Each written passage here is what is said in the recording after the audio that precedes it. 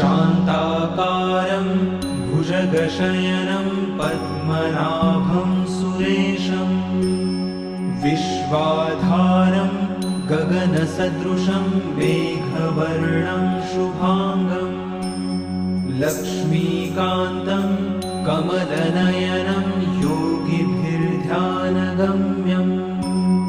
वन्दे विष्णुं भवभयहरं सर्वलोकैकनाथम्।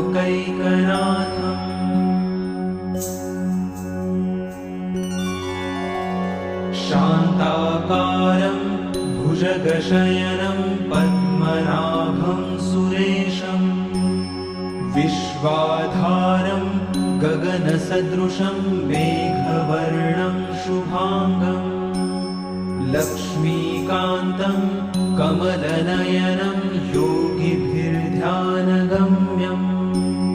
वन्दे विष्णुं भवभयहरं सर्वलोकैकनाथम्।